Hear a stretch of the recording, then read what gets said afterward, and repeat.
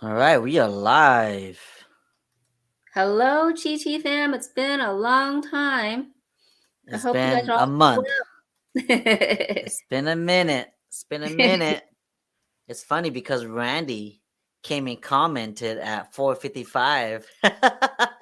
he was actually Aw, he was also the one that came and commented on our last live stream saying, "Where you guys at? It's been a month." we like you, Randy. Thank you so much for your support.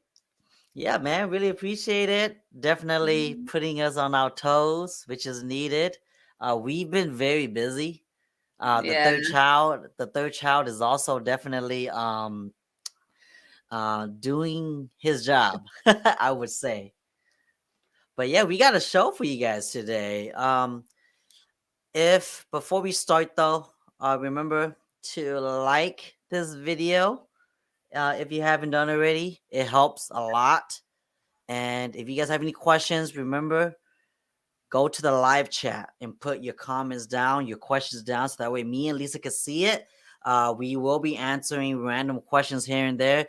So whatever you guys got, whatever you guys want to ask away, and me and Lisa will do our best to kind of answer them for you guys. But we're gonna start with the first thing that we normally do, which is market update. So let me just share my screen real quick. Hello from Fresno. What's up, Jeff? Hello. All right. I hope you guys see that. Let me just go over this with you guys. Okay, so there's been a lot of changes, y'all. So if you guys could look from this data chart right here, homes for sale went down. And let me zoom in real quick so you guys can see. See, homes for sale went down 6%. New homes hitting the market also went down about 10%. Sold homes went down 5%. Pending homes went up 2%. Okay, so that this is all important to know because if you guys want to know where the market's headed, you guys gotta pay attention to these numbers right here. But let me go on over to the days on the market. This is how long it takes for a home to sell when it hits the market. Okay. Right now, you guys see it's 15 days on average. 15 days, Lisa, on average that it takes for a home to sell. that's crazy. Yeah. Hello, Ada. Okay. Average price. To all you people saying prices are going down. No, it's not. It's probably stabilizing, but it's not really going down. Look at this chart. See, it's how the homes for sale going up. See how it's going up on average? I mean, sold homes are going down, but there's a lot of reasonings for that. But if you look at Mhm. this line, this red line, it's steadily going up, okay? So anybody that says, hey, market's going down, no, it's not. Look at this. Data don't lie, okay? Hey, Jennifer. So yeah, the market is still pretty high, okay?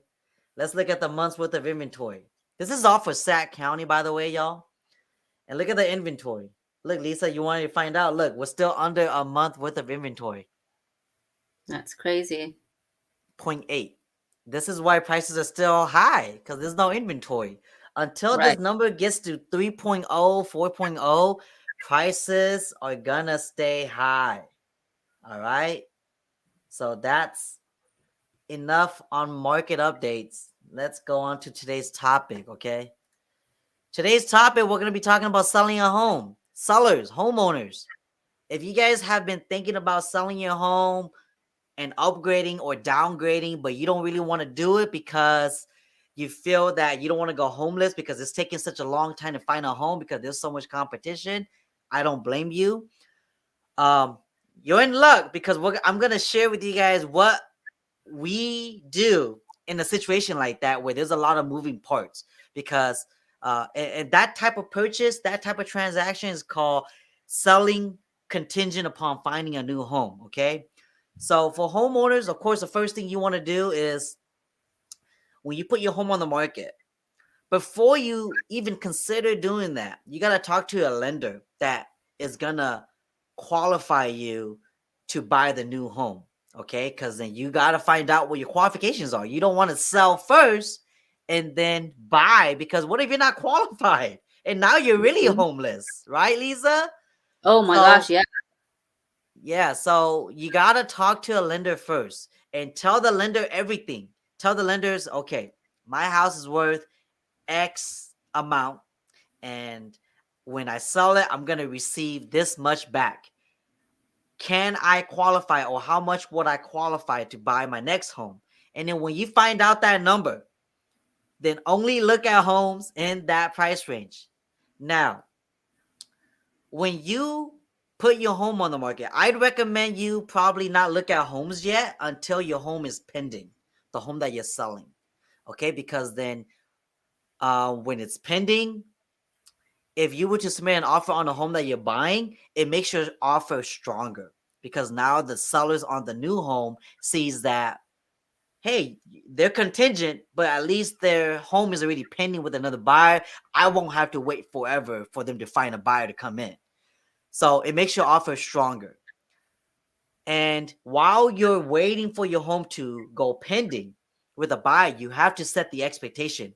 And hopefully your agent is telling you all of this, okay? Your agent should be advising you to set the expectation with every buyer that is coming in, saying, in order for the sellers to sell, you guys have to also wait for them to find their new home. So it's contingent. And then that way, with the expectation being set now, every buyer that comes in, they're going to know, okay, so that means even if we're in contract after 30 days or so, when we're clear to close, we might not get to move in yet because we still got to wait for these sellers to find their home. Great. So now every offer that comes in, you know they're serious because they know that it's contingent. Now, when it goes pending, you can start looking. And then when you look and you submit offers on the home that you're buying, you got to also let the owners know of that new home that it's contingent upon you selling your old home. So now they know that you're tied up with that as well. And if they do accept your offer, then that means that, they understand what you're going through and they like your offer, and they're really they're okay moving forward with your offer. Now, the reason why you want to put it in there as contingent, some of you guys are probably thinking, why would I want to do that, Chia? Why would I want to buy contingent on me selling? Because isn't that going to make my offer look weak? Yes and no. And I would say to that, would you prefer to like have a backup or like risk it? Because let's say you don't, let's say you put an offer and you don't mention the contingent, and then you're in escrow with that home. You do your due diligence, you do your appraisals and all that, and then your home doesn't sell because maybe the buyer on your home backs out and cancels. So anything can happen. If they cancel because you did not have that contingent plan in there, you can't use that as an excuse to back out Mhm. anymore. You've wasted a seller's time. Okay. So now if you go back to the sellers and let's say all your contingencies are up, you're screwed. Your deposit is going to be gone to the sellers of that home, and you've also wasted their time. And then now your home has to be thrown back on the market, and you have to also go through the process again of looking for another buyer. So that's why you want to mention that term on your offer, unless you know um, you are targeting a home that's been on the market a little bit longer, or if you don't want to go through this process of contingent offers, then you might want to sell your home first and then do a rent back with that current buyer. Tell the buyer that after you sell your home to them, you're going to need about a month or two of rent back. So that way, that loan on your existing home has already been paid off and you don't owe anything now, but you have that net that you made from the sale of your home. And then you could take your time looking at a home. Not take your time, but you could be more proactive on submitting offers on your new home because then it's not contingent. Okay, so you could do rent back. Or there's another option. You could do what Lisa mentioned to me earlier, which is doing short term rentals. instead of doing a rent back with the current buyers, because maybe some buyers might not want to move forward with buying your home anymore because they don't want to deal with rent back. Because we know why, right? The moratorium that is happening right now, people not leaving their homes after they sell it. So maybe they might not want to go through that. So you might not want to present that to your buyers. So then do an Airbnb. Mm-hmm. Stay at an Airbnb. It's short-term rental. You're not committed to long-term. You're not signing a lease. Do an Airbnb. That's a new thing now. That's something to consider. Or, of course, the last alternative is staying with friends and family until you find your new home. Either way, depending on your situation, everybody's situation is going to be a little bit different. But either way, you need to talk to a local agent that you're planning on working with and go over your options. What's the best situation for you and your family? Because everybody's situation is different. Some people might need Right. to move right away. Some people could probably buy their second home right now. So it really, really depends. Okay. So that's that. If you guys have any questions about that topic right there, I could answer them if I didn't cover it all. But hopefully that makes sense. There is a lot of moving parts. Just know that, okay? But hopefully your agent is able to cover every pitfall and set up the right expectations for you and the buyers so that way nobody loses money. Right. And really, guys, I mean, I mentioned it in the last shows and everything. It's so important for you to really understand your own budget, not just based on what your loan officers are telling you to. And it really is for your benefit. And a lot of times when people sell their big homes, I have people who are like, hey, I want to go out there and buy a car. Anytime you have new debt, that's going to affect your loan. So definitely talk to your loan officer first before you make any other big purchase in the same time frame that you guys want to purchase a house. I would say leave that all behind until you solidify a house. You've made everything nice and perfect and easy and stress free as much as possible for yourselves, and position yourself to succeed in that way. Yep, that is true. Your budget is going to be different from your lender's budget for you. Mm-hmm. Okay, because all they see is your max qualification. But for you, lifestyle could mean everything. So that means you have to stick to a particular budget in order to maintain that same lifestyle. Um, there was a few questions that was sent to me, and I figured we could probably answer those questions first before we move on to the next topic. Sure. Cool with that, y'all? I hope so. All right. The first question was actually from Jeff. How much will my primary residence affect my DTI when purchasing a investment property? And will it be easier or harder to get the second property? Lisa, that's a question for you. Yes. So it really depends. Okay. There's not a one size fit all. The math is to do it like, say, for instance, if you have a primary residence, it's a regular conventional loan. You're looking to get a second property to be a rental income. Okay. So typically what the bank does is whatever you're going to be able to rent it out. Let's just say you buy a house. It's roughly, $400,000 of an investment property that you're doing. Your monthly payment is going to be $2,200, okay? And you're able to get rent of $2,500. Keep in mind, okay, the bank only counts 75% of that 25% income. So if it outweighs your investment monthly payment, then you're actually okay. If it doesn't, then we got to take a look at what your current income is. The bank will want to see, in the event of anything happening, that you have enough reserves to cover for that.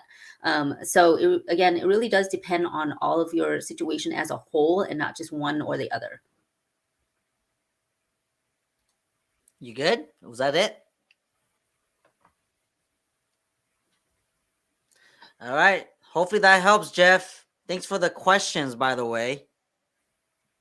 If you guys have more questions, make sure to shoot them in the live chat or the comment section. Okay, the next one is from oh man, I'm not even gonna try to butcher your name. I'm sorry.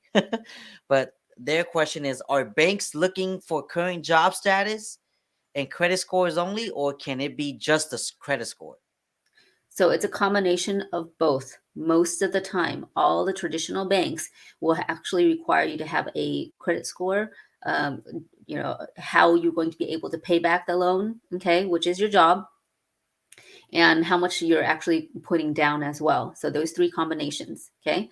Now, there are non-traditional loans, we call them non-QM loans, okay, where they actually don't look at your job status. And the reason why you want to know this too, if you're self-employed, if you're an entrepreneur, you don't have traditional income or anything like that, there's a bank statement loan right now that allows you, say for instance, whatever amount that you have in your account. Let's say you have $100,000. They divide that $100,000 by 6 months, which gives you the income of roughly about $16,000. Okay. And that $16,000, say you are a salon owner. That makes sense for a salon owner. But if you're doing Uber or something like that, that might not make sense. And even though your bank statement says that you have $100,000 in there, it won't make sense for that. So there are programs that allow you to do that as well. There's other programs as well where if you are working in a restaurant industry and most of your income is coming from cash tips, okay, then as long as your employer verifies and writes and vouches for you, really, to say, hey, no, my employer, yes, this is how much they make, this is the tips that they make. So at the end of the day, we can count that instead of a regular normal way that we typically get bank statements, W-2s, pay stubs, and things like that. If you're outside of that norm, there are products for you. And what is the lowest credit score that would get somebody to qualify for like the lowest down payment programs? Okay, so right now I'm showing that it is a 640. If you're looking for down payment assistance programs, 640 is the lowest so far that I'm seeing. Got it. And what about like if it's not down payment assistance? Let's say 3% down, right? Yeah, for VAs and for FHAs, you can actually go all the way down to 500, okay? But you have to put 10% down. So in the lending world, there's this thing called compensating factors. It's almost kind of like dating when you're seeing somebody. I was like, you know what? They're, they're not the tallest person ever. And that's one of my things that I wanted, but they're the nicest person. Kind of like that. Okay, guys? So in the banking world, it's like if you are putting down a little bit more, they may be a little bit more lenient on your credit, okay? But if you're not putting anything down, then the only compensating that factor that they have to go by to understand how trustworthy you are as a consumer is your credit. All right. Hopefully that was answers your questions. Sorry again, I don't want to butcher your name. So, all right. The next one is any thoughts on new construction prices coming down in the near future? No. I'm in contract for a new build finishing in December. Not sure if I should continue with it as price on builders' websites are fluctuating. That's a good question. And I would like to say no. If you're in contract with the home right now, a new build that is, and it's closing in December, just stick it through the end. Yes, on their website, prices are fluctuating, but it's very misleading, okay? Because they don't really update their sites that often. And sometimes it could be just to trigger people to walk in their doors, because you got to understand, builders, developers, they can't build more homes until their current homes are sold. They can't release new homes until all their homes in their current phase are all sold out. So sometimes they will run promotions, but there's always a fine print. And I could guarantee you that if you are planning on canceling your contract, you're going to lose more money than you versus if you were to buy again next year on the same builder. Here's why. Most likely the builder that you're in contract with right now, because it's already close to December, like we're in October already, you might lose your deposit. Or some builders will keep your deposit and say we'll credit you for a future purchase. Okay? So you gotta be very careful, because I could guarantee that your agent probably did not write their own contracts in this new build, because new builds don't allow agent contracts no more. they have their own contracts. So that means they pretty much wrote that contract to favor them and to Mm-hmm. protect them. And if you don't have an agent too that's fighting for you, then it's gonna be make it even that much harder to fight for your deposit back. So I would not say to cancel since you're already in contract for this long and it's already getting finished in December, because most likely if you wait till next phase, prices are gonna go up. You know, and there's hundreds of people on the waiting list still waiting for new builds, and some of them they got in when the price was affordable for the phase, but as it gets closer to their name, their number, that base model price is not the same price no more. When they waited months ago, it's probably gone up 10, 20, 50 plus $1,000 already on just the base model. So I would probably say look at your contract first before you decide to cancel and pull out, because December's around the corner. Mm-hmm.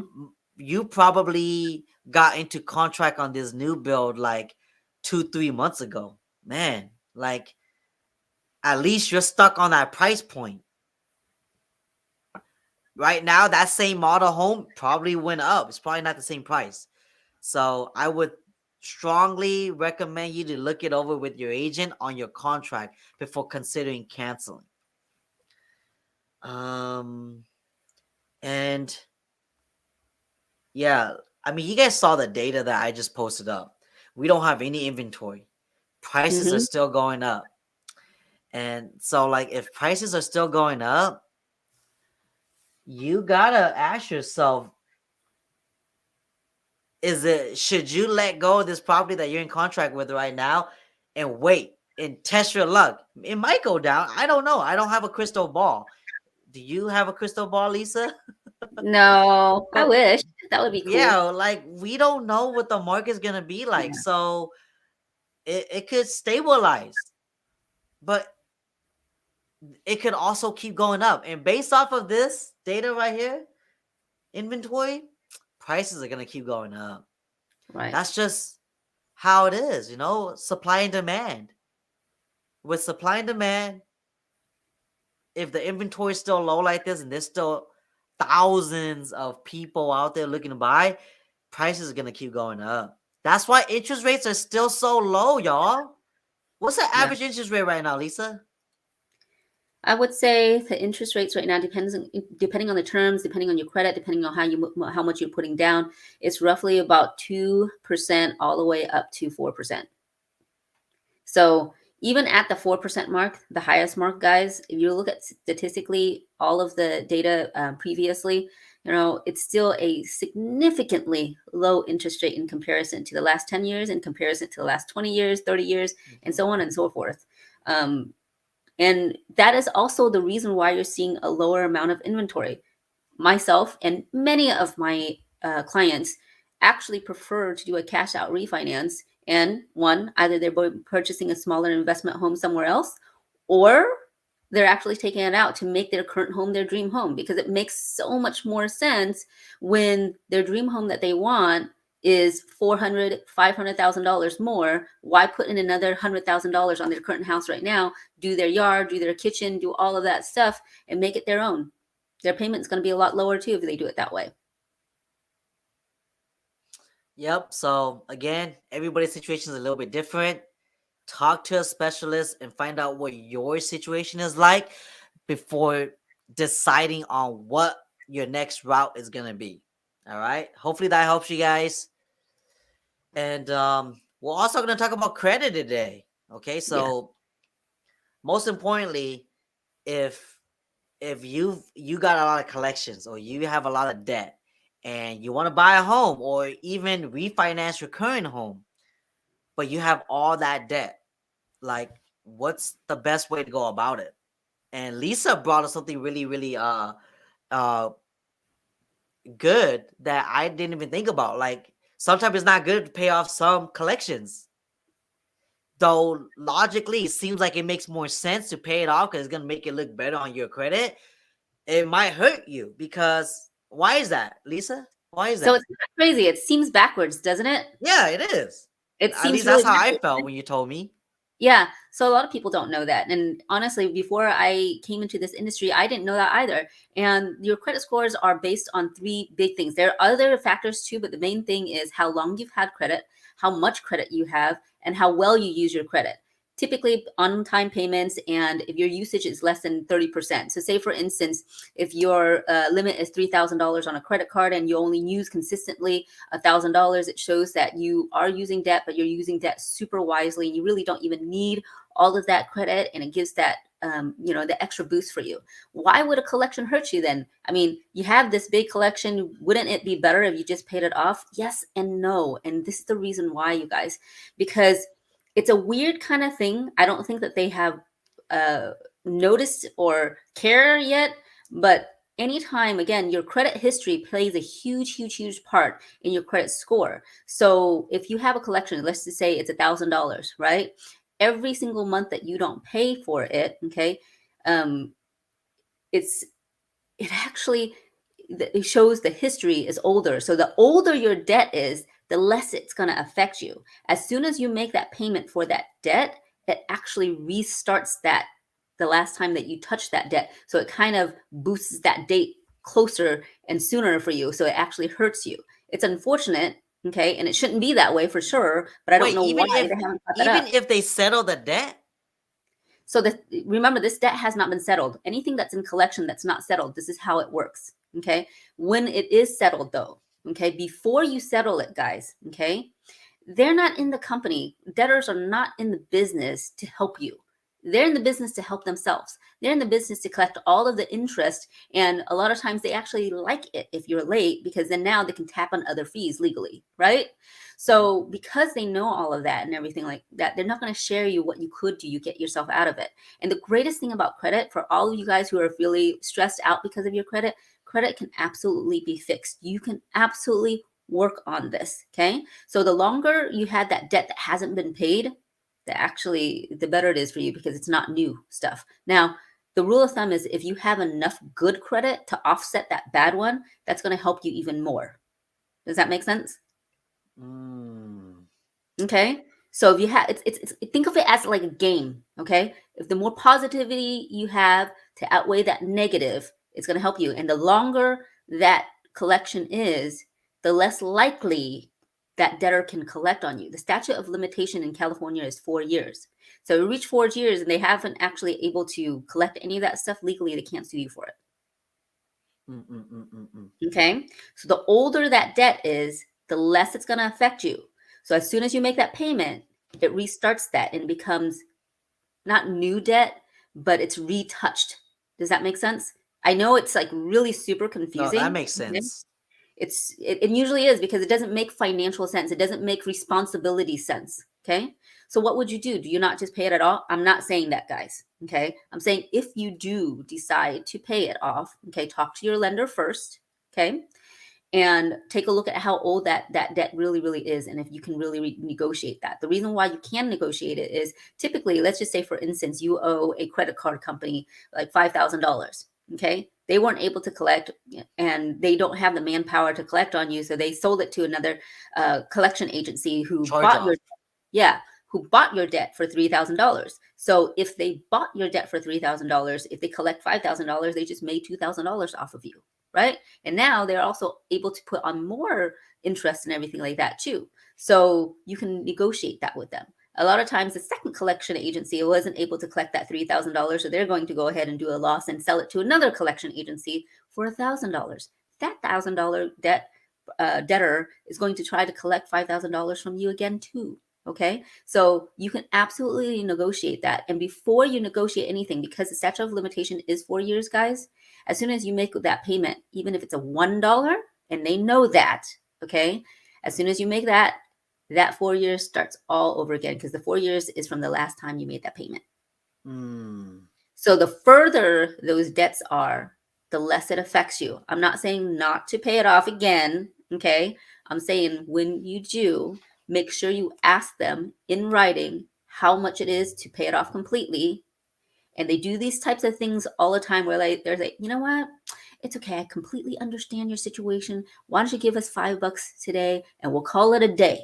Nothing in writing, Nothing at all. There's no proof to that, right? And then all of a sudden you get slapped with this other bill that's even more, that's even higher than the original, and you're wondering what the heck just happened. It's because they just restarted that 40 years all over again.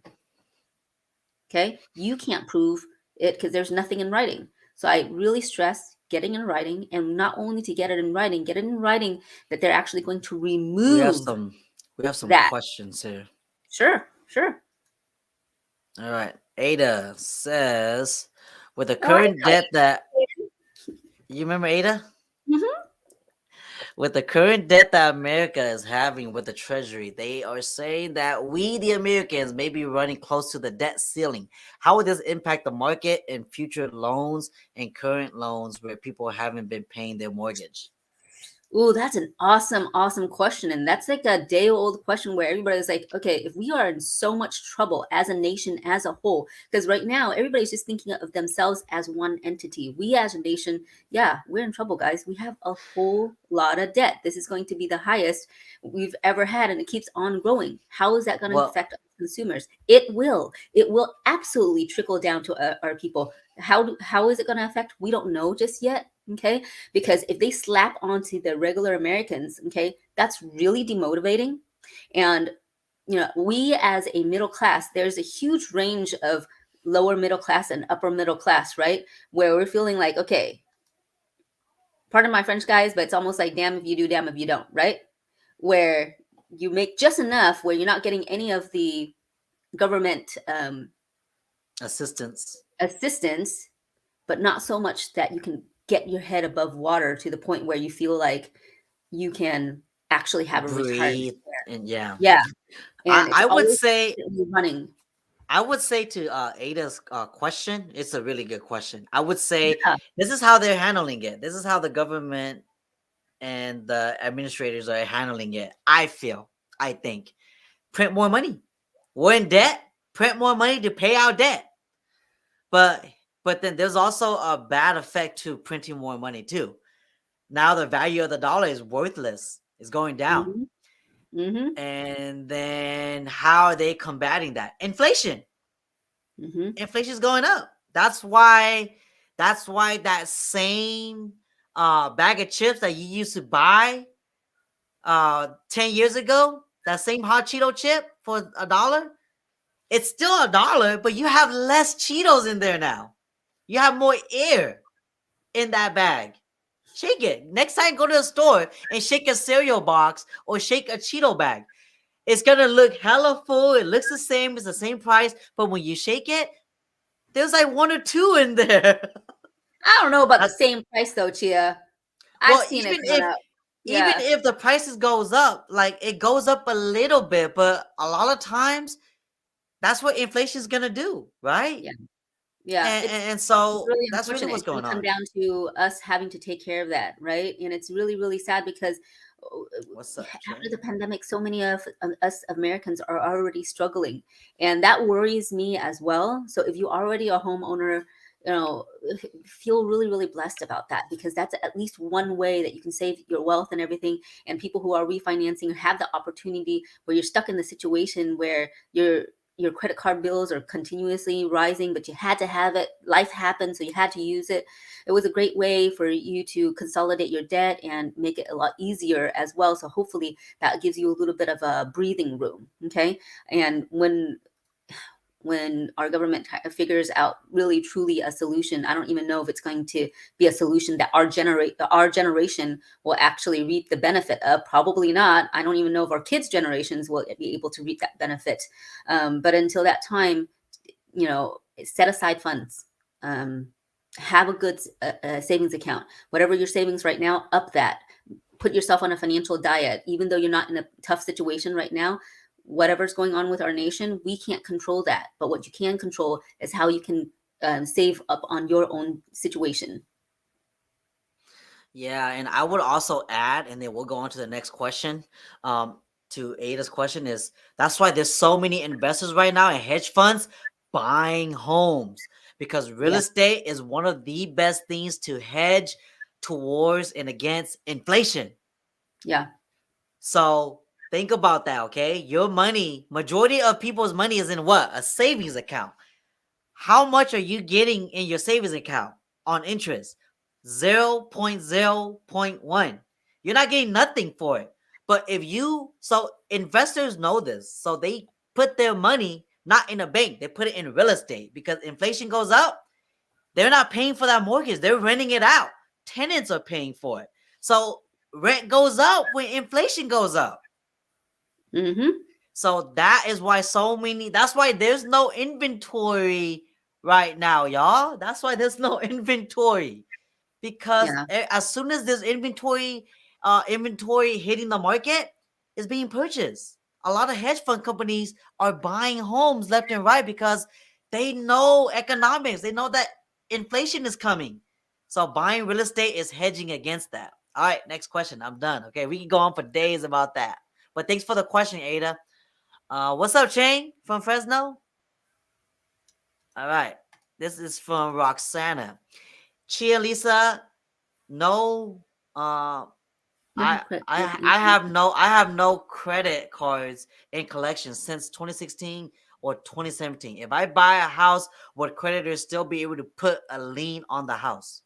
So that's a really, really good question, Roxana. Yes. Can they? Yes, they can. So this is the reason why when banks qualify you, they look at the whole picture. It's not just about your score, guys. Okay, it's the whole package to see. Okay, can these debts come after you and everything like that? Okay, very rarely have I seen that happen. Okay, because again, it takes the bank or the debtors a lot more manpower and more costly for them to put a judgment for you. They have to sue you. They have to put everything on your house and things like that too.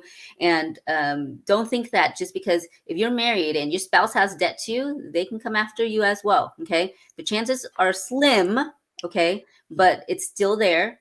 And I would highly recommend you taking a really, really hard look at your credit and see what can be taken care of, things like that. And again, it's a 4-year statute of limitations. So after that, they really can't. Okay.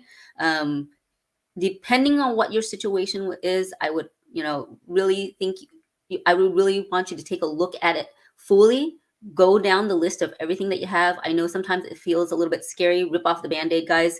I've had several people who thought their credit was really, really bad, and it turns out it wasn't that bad at all. Okay, or and some people who didn't realize what they did actually affected their credit really negatively. And just to turn that around, it's just like driving a car, hit reverse, then you go back to the right direction. Yeah, and I would also add that if you don't want a judgment on your credit to where they could garnish wages and put a lien on Hmm. your property, things like that, if they send you a letter, meaning they're summoning you, and there's a motion from the court and you got served, respond to that summon. Hmm. Many Americans don't respond, and that's how they automatically get a judgment. They don't know why they got a Hmm. lien on their house now. It's because they don't respond. They think that the easy thing to do is just don't respond, ignore, right? That's the last thing you want to do when you receive a summon. Hmm. There's one of four things you could do, so that way they can't put a judgment on you. Okay, in California, you have to respond in 30 days if you receive that summon. One, you have to accept that that debt is yours. Or two, you could deny that that debt is yours. Three, you could say that you need more information because what they provided don't seem like it's your debt. Or four, you could settle the debt. One of these four, as long as you respond within 30 days, they will dismiss that lawsuit and they can't put a judgment on you. See, debt collectors, they've been doing this a long time, so they know the game. So they know that if you don't respond within 30 days, they could automatically put a judgment on you. Now you are screwed. You can't, it's going to be really, really hard for you to take that judgment now off your credit because the court gave that judgment and put it on your credit because you didn't respond. It's a court Right. summon. It's not like it's not like it's not like one of those things to where like you oh man, I don't even know. I'm having a brain fart, but you want to respond. If you receive a letter that somebody's suing you from your creditor, respond, Right. okay, within 30 days. And also, I wanted to let you guys know this is just for credit cars, regular debtors and everything like that. This is not the IRS debt. If you have tax liens, if you have student loan debts, anything pretty much from the government, okay, child support payments and things like that. No, though that statute of limitation does not apply to those. Yep. They're going to come after And you forever. yep, they will. And Rasana also says, so if it's been 4 years, they can't collect the debt. No, they could still collect the debt. They just can't sue you no more if it's past the statute of limitations. Yep. So there's a big difference there. Right. And definitely make sure you have that, the exact 4 years. Okay, Roxana, take a look at your credit. Okay. See when the last payment is made. Typically it'll say on the credit report. Okay. Yep. And just in case it's reported incorrectly, because 30% of the time it does, be very careful with that and don't just depend on that. Yep. Thanks for the questions, Roxana. Okay, what's up, Chang? Chang says, yeah, buy homes while you can. We will never have this ever again. Yeah, low rates. Rates are very low. Mm-hmm. Mm-hmm. Chang, he also says, with rent market going up, this is how you can position yourself to beat inflation. Keep buying and investing. Yeah, if you're buying properties to rent, tenants are paying for the rent. You're hedging yourself against inflation, okay? So that's why so many people are buying real estate right now, is because it's a piece of asset that they could touch, they could see, they could feel, and it's theirs. They could control it. And that's why rent's so high right now. Like, man, if you're trying to look for a rental right now, it is so hard to find a rental. You're on a waiting list. And if you're going to an apartment, it's crazy high right now. Yeah. It is so high. So yeah, that's why Chang is saying buy, invest. Yeah. And that's the thing too, guys. The reason why inventory is also lower is because you guys are so much more savvy. We have the internet. You can look these things up yourself. You don't have to just listen to us. There's so many other people who are sharing information as well. And 50 years ago, the buying pool it was only 30%. Now it's above 60%. So 60% of Americans are homeowners already, and it's going to continue to be that way. And if it's going to continue to be that way, inventory is going to continue to be lower. There's still a lot of incentives right now by the Biden administrators for Americans to own a home. They want you to own a home. That's why rates are still low. And that's why there's all these programs coming out. Is to incentivize buyers to keep on buying. Yeah. There's a reason why they're doing all of this. They don't want the market to go haywire. They want people to still buy. Even though we're in a very competitive seller's market right now, they are still incentivizing people to buy homes. Why is that?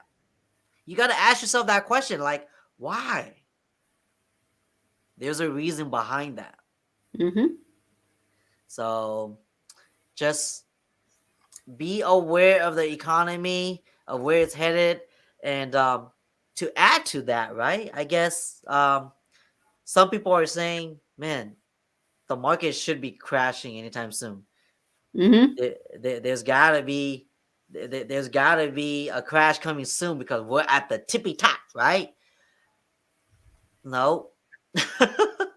There's no crash coming anytime soon. I don't see that at all. Like I honestly feel like if the inventory is the way it is right now, we're gonna be stuck in the seller's market. I mean, yeah, we're in California, so it's like that for us now. In some other states, it's probably a buyer's market already. Some states are seeing a bubble burst right now, or a correction right now. Okay, Right. but if you're in California, it's not happening anytime soon. It's not. So a lot of times when you guys are looking at the market, don't just look at the market in our general vicinity. Okay, what's happening in a market is a trickle effect from other markets. Like for us in Sacramento, we're getting a lot of Bay Area people because our pricing is so much cheaper. People who are going out of state typically are retirees or people who already live in a less expensive place in California, and they need to go to something even cheaper than that. or people who don't want to pay the state income taxes and they're retiring over at other states as well. Okay. Now, the reason why the other states may have a correction a little bit faster is because one of the reasons why people love California is because of our weather. And we are privileged to not really feel the repercussions of having to plow snow and really I super don't duper miss that at hot all. weathers, right? And things like that. And that inconvenience right there makes a lot of people actually want to come back too. I've had quite a few of those in the last few years, and Hmm. to them, it's worth it. I had a client that sold their home in Pennsylvania for $250,000 to get a house half the size in California for $500,000, and that was 3 years ago. And she was very, very happy that she did that because her house is now worth $850. So um, it Yeah, is we more just did a we just closed on a buyer, right? A few months ago where they came from Georgia. They moved to Georgia. yes, Yeah, they moved yes, to Georgia because the house over there was so much bigger than over here for their money. hmm, But then they were there for like a couple months and they're like, no, we can't do this. We miss California. So they sold yeah, it after only living there for a couple months, and then they came back and bought here. It felt yeah, like a downgrade because the house here for the same price was nothing compared to the house in Georgia. But in Georgia, like prices are low, yeah, for the quality yeah, of home that you're getting, but you don't have all the seasons like you do in California, right, So like that's why there's still so many people moving right, into California. See, people talk a lot about, oh, there's so many folks leaving California to go to Texas, to go to Reno, to go to here. Yeah, but people don't ever talk about other folks that are moving into California. There's a yeah, lot of people moving into California also. yeah, It's not just moving out. I mean, and then that's gonna happen, right? People mhm, have to move because of jobs or whatever benefits their business or financially, so they move out of California because of the tax brackets and all that. But eventually, a lot of people that want to raise a family, they come back here. They come back to California, because they have all four seasons here. Man, if I want to go to the beach, I just drive like an hour away. If I want to go to the snow, I just drive like an hour away. If I want warm weather again, I just come back to Sacramento. yeah, So like there's a lot of options here, and that's why investors are buying homes in California. That's why prices are still so high. yeah. And yeah, that's that. Thanks you guys for all the questions. Roxana has another one. In Elk Grove, my rent is going to be almost $2,000 for a one-bedroom apartment. I believe you. Yep. I believe you. I that's about right. And it's just as much as being a homeowner. And it's just to me so ridiculous, but it's not, because it's the whole supply and demand thing, right? Mhm. And it's funny because there's certain apartments, and most landlords, especially because of the fear of the eviction moratorium, even though it's lifted and everything like that, they're fearful of that. So the debt to income ratio to qualify for most rental places is 30%. The maximum you can do for a home loan is 57% if you're doing a FHA loan. So it's actually easier to get a house. First month rent, last month, security deposit, the whole shebang. You might as well put it back in your own pocket than to give it to somebody else, right? Now I tell you It's guys funny this. you say that. Yeah, It's I funny tell you're you talking guys about this. DTI because we just got a comment about Yeah. that. Okay. Yeah, you want to see it? So Yeah. Sure. it Sure. is Sure. from pros cons. Why are the banks qualifying people for a mortgage they can't afford? 50% DTI. Honestly, I ask the same question. That's the reason why I actually do the budget analysis with my people, because at the end of the day, I want our relationship to be long going. And she and I, we've made so many friends who become our family in this business. And we started out as just clients. And I have clients, I just went to see them 2 weeks ago and babysat their kids so that they can do a date night. And I'm going to tell you this. You guys are so nice, No, so cool. you know though, Chia, right? Our people become our family. You Yep, know that. And we take care yep. of family. We take care of our family. And you're very right about that, pros, because I question that all the time. And I Yeah, tell people, like if just because yeah, I can like qualify nah, you, Lisa has yeah, a budget Excel sheet, and we always yeah, talk about that budget sheet yep, because just because you're qualified for a maximum amount doesn't mean you should utilize it because yes, now you're probably losing money every month yes, and you're yes. still qualified for that amount. Now, here's the other thing too, okay? It doesn't mean that you can't do it, okay, guys? It doesn't mean that you can't. It depends on what your tax bracket is too. And if you have a side hustle or a side job that can't be counted, so that is a perfect situation where you know that your debt to income ratio really truly isn't 57%. It's probably 30% already anyway, but it's just money that can't be counted for you to get a home loan. That makes perfect sense. But if you're stretching yourself out thin, and you're right, if you're able to go up to 50% debt to income ratio and Uncle Sam is already taking 25%, you got 25% to work with. If you're making $10,000, you got $2,500 to work with every single month. That could be okay. But if you're only making $4,000, okay, and now you only have $1,000 to work with to buy groceries, to get gas, to pay for all of your utilities and everything like that. And if you have a car, if you have a kid's college tuition that's not on your credit report, or if you have other expenses that aren't disclosed on that, you are stretching yourself super, super thin. And I'll go back to what I said in the very beginning. Make sure you understand your budget. Don't rely on just your loan officers. Yep, because again, they don't see all your other expenses that doesn't need to be considered on your application Right. towards your debt to income. Okay, because your debt to income might be higher if you Mm-hmm. consider all those other factors like gas, food, miscellaneous. Mm-hmm. Like Mm-hmm. that Netflix subscription is not going in the DTI tax bracket. I Correct. mean the DTI bracket, right? So Right. everybody's at home watching Netflix now. They're watching Squid Games, and like they didn't even realize that that subscription a month is part of their debt to income ratio, but not part of the loan Yeah. officer's debt to income ratio. So Right. Or remember that. That's so important. yeah.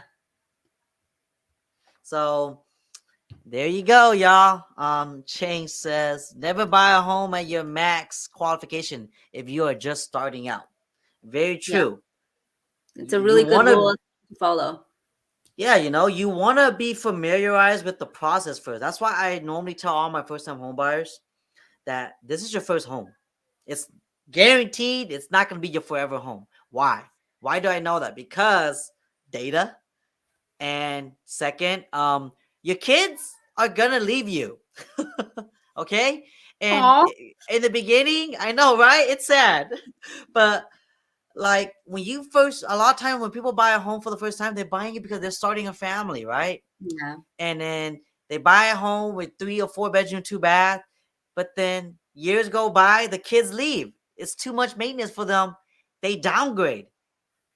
Like so like for your first home, I always like to say your first home should be your goal for your first home should be for you to get out from being a renter, so that you can start paying yourself in the form of your mortgage instead of paying a landlord's mortgage, because that way you can save for the long haul, because over time if the market continues to go up like how it is right now and you're paying down your principal, you're going to have all that equity. Use that equity now to down for your dream home. Use your first home as a stepping up stepstone, so that way you could get yourself into a bigger home at the same affordable payment that you're used to. Because a few things that first time home buyers don't think about when they buy a home is their lifestyle. Mm-hmm. If you buy your first home and you're maxing out your DTI, are you going to be eating ramen noodles for the rest of your life?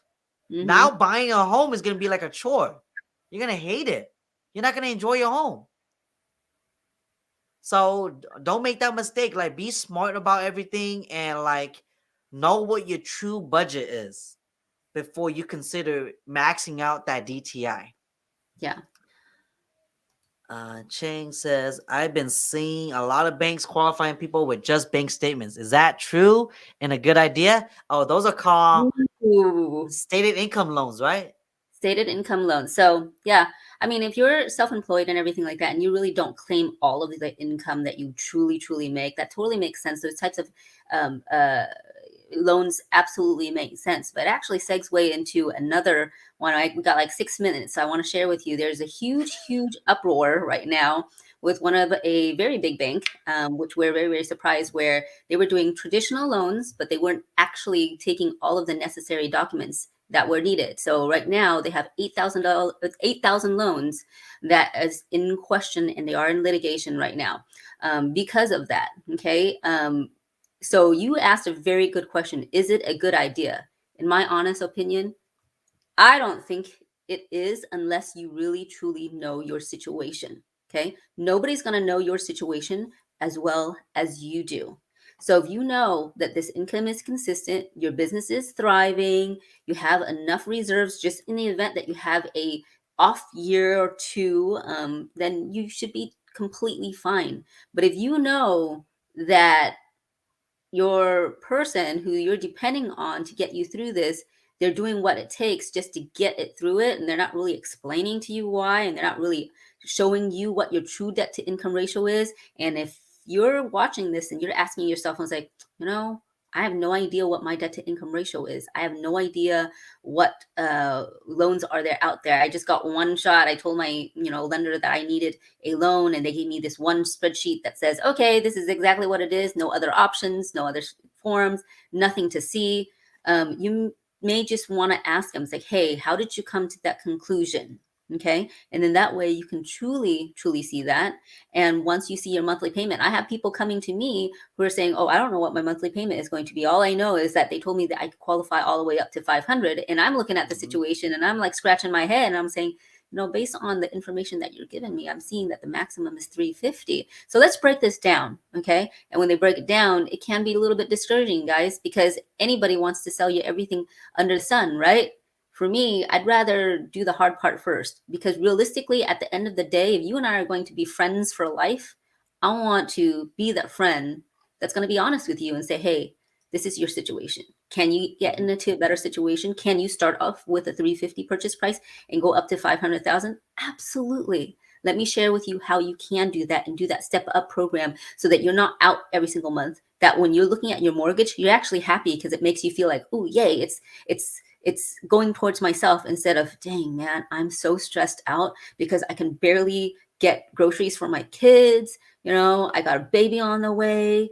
Things like that. I don't want you guys to feel that way. If you feel like you can totally handle it and, do the hustle, more power to you guys. I'd rather my people not be stressed out. Stated income loans, is it for investment purposes only, Lisa? No, it's not for investment purposes. So there's several types of stated income loans, two of which I spoke about a little bit earlier. There's the bank statement program, where you don't need anything else except for a good credit score and bank statements to prove how much income is coming in. Okay.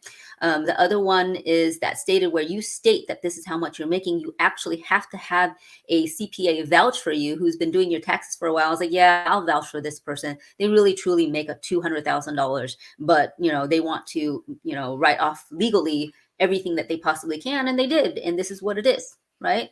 So that makes sense. That actually works very Are well the for guidelines still similar on stated income loans, to where they have to live in it for a year in order to get that interest rate, or it doesn't matter anymore?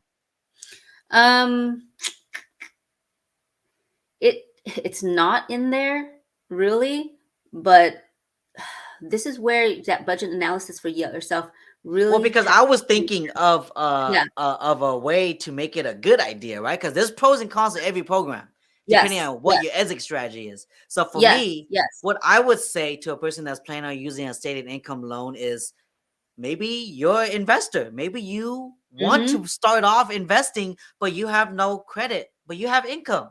So you Yes. use a stated income loan to buy your first investment, and you sell it afterwards because you made some money after you flipped it. Okay. And then Hold on for as just a long as second. you know that you're able to position yourself to refinance out that loan into a traditional loan within 2 years, I don't think that's a bad idea, right? Okay, so hold on for just a minute, because you mentioned credit. Okay, so for a stated income loan, you still have to have a good credit score. Okay, guys, you just don't have to have the same traditional way of claiming income. And usually, Mm. it's meant for entrepreneurs. It's meant for self-employed people, or people who, again, work mostly and get tips on and get cash Yeah, income. Okay. got it. I feel like it's almost similar to like hard money in a way. Yes, it's kind of like a cross in between. It's a hybrid, right? Hmm. It follows a lot of the traditional guidelines, but not as strict. Well, there you go, Cheng. It can be a good idea. It just depends on your exit strategy, and it depends on your situation, of course. Honestly, because I'm Uh, self-employed myself, okay, I use the stated income loans for my investment properties more so than any of the other traditional ones. Because realistically, I like my tax write-offs. I need it, so I'd rather save that money that I get to write off on everything on my business, so that I can purchase investment properties. So I'm okay with paying a higher interest rate. And again, mostly because this is a non-traditional type of loan, the interest rate is higher, but it's not that bad actually at all. The average stated income loans right now, the interest rates are at 3.5 to 4.5%. So to me, I was like, oh, damn. that's good enough for me. Yeah, that's not bad at all. Hmm.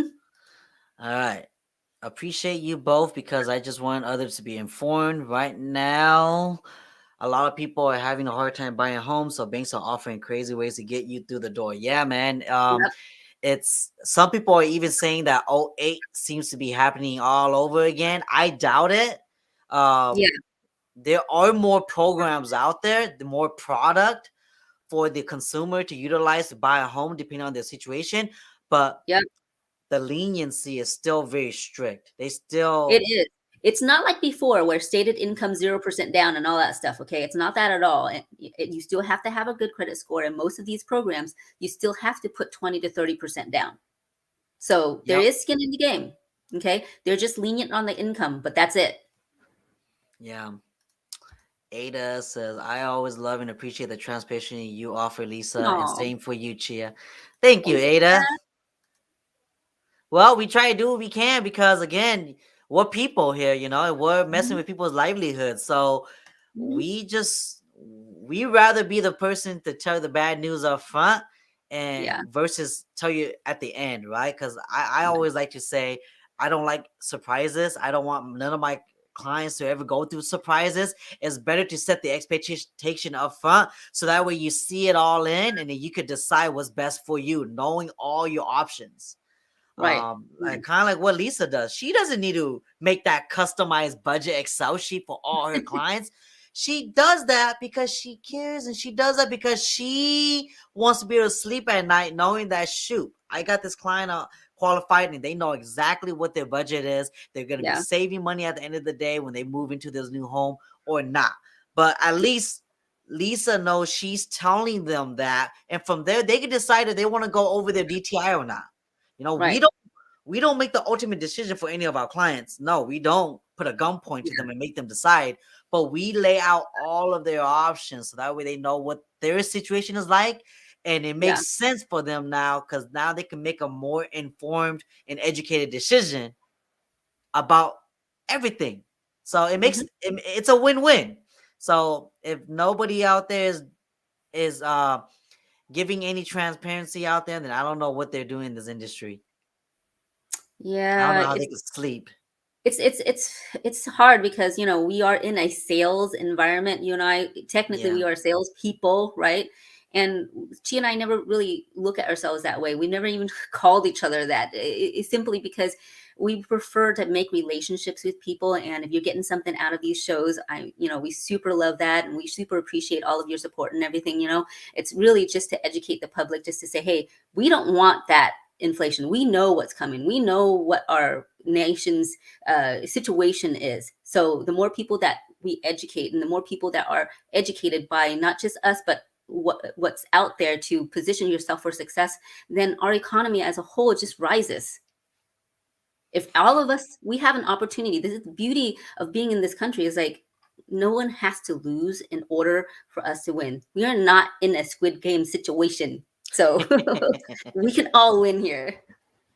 Okay, last question, and we're gonna end the night. It's already an hour. I don't want to take too much of y'all Thursday Mm, nights. that's a Pros and cons good says, do one. you think the new El Go Casino hurt home prices in the area? No. No, Great it's example of this pros and con is Wheatland.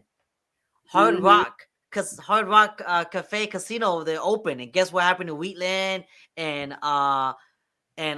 Plumas over there? It all went up because everybody Yep. that wants to work in the Hard Rock bought homes in Wheatland in that area, so that market went up because the casino. So the Yep. same thing is gonna happen in Elk Grove. I've been telling all my past previous clients that bought in that area that wanted to sell. I've been telling them, like, if you don't need to sell, like, wait, because after the casino, guess what's gonna happen? More homes are gonna be built in that area.